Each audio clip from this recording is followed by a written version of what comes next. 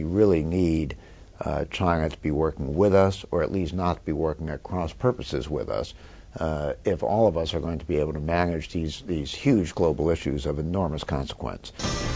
This is At Brookings, a weekly in-depth look at issues behind the news. This week, China and the U.S.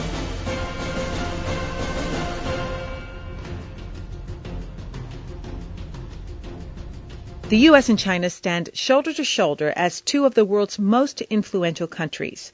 And although they spent decades as wary rivals, today both nations acknowledge that their interests and fortunes are deeply entwined. Still, there remain tensions between the superpowers, some shaped by ideological differences and others by geopolitics. Kenneth Lieberthal directs the John L. Thornton China Center. He takes a closer look at the complex and critically important U.S.-Sino connection. How would you describe President Obama's approach to U.S. relations with China? Well, in the first year, President Obama really sought to develop a working relationship with President Hu in China and with Hu's top colleagues. And so he made a very conscious effort to take some of the issues that always cause strains in the relationship. Arms sales to Taiwan, which come up periodically, presidential meeting with the Dalai Lama. Every president for 20 years has done that, and postponed them to the second year. And frankly, the U.S. let the Chinese side know that we were doing that in order to reduce the problems of engaging during the first year, but also making clear that this did not mean that we were setting aside very long-standing priorities and practices. And the Chinese on their side do the same thing. So several of these issues came up in early 2010, and the Chinese reacted, frankly, surprisingly strongly and negatively to them. It's been a little bit of a puzzle why they've done that. And my own view is that we will quickly see them now try to move back toward their more traditional position, reset the relationship on a more positive path. When people speak of China, they talk about human rights, questionable human rights practices, censorship, things of that sort. But China is looking at us through their own lens as well. And as the U.S. continues to sort of flounder a very slow economic recovery, this gives China pause about its relationship with us, does it not? Well, the Chinese and U.S. are deeply interdependent. That is especially true on the economic side. Each of us has a tremendous interest in the other's economy performing well. The Chinese, for example, have enormous dollar holdings that they've invested in U.S. Treasuries and in Fannie Mae and Freddie Mac. If we handle our economy in a way that the value of the dollar plummets, they are going to lose a lot of money. So they really hope that we manage our economy effectively.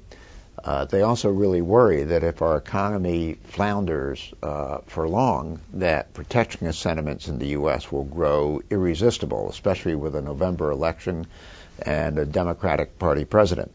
And so they are quite worried as they look at how the U.S. economy is performing, because they truly wish us well. It's in their own interest that we do well.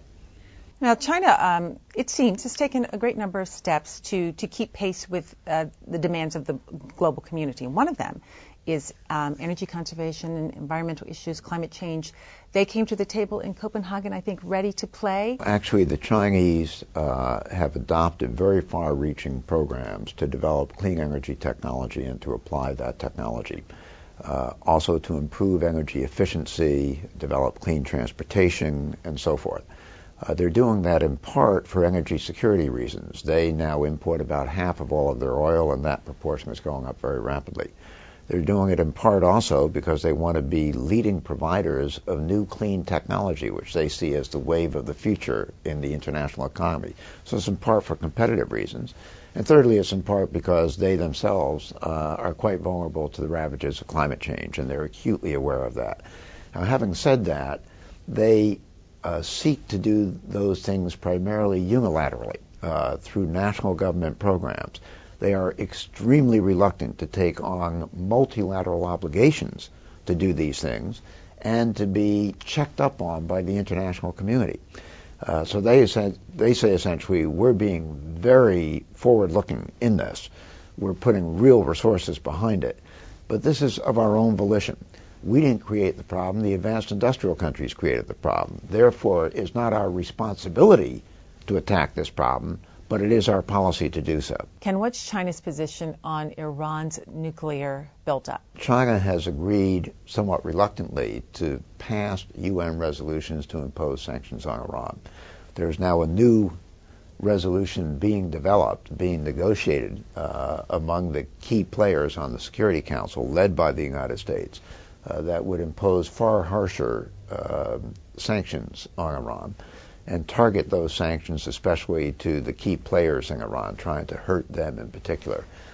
China is very reluctant to sign on to that. I believe is now basically negotiating to try to water down the resolution, and then when they've gone as far as they can in watering it down, they'll have to make a decision as to whether to vote in favor or to abstain.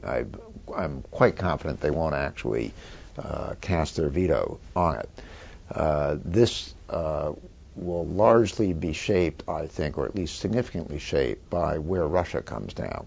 If Russia abstains, China will abstain. If Russia votes in favor, China has a tough decision to make. Ken, there are a lot of moving pieces in the United States' relationship with China, but what is the most critical thing? I think actually the biggest danger to the U.S. China relationship right now, even given all the issues we've discussed, nuclear, climate change, etc., the biggest danger is in the economic and trade relationship. These are very tough economic times. The U.S. has an election coming up in November. Protectionist forces here are quite strong. And the Chinese have recently been adopting protectionist measures stronger than any that we've adopted, even though they don't talk about them. I think that we're in real danger of having major problems in our trade relationship that can spill over to the geopolitical relationship.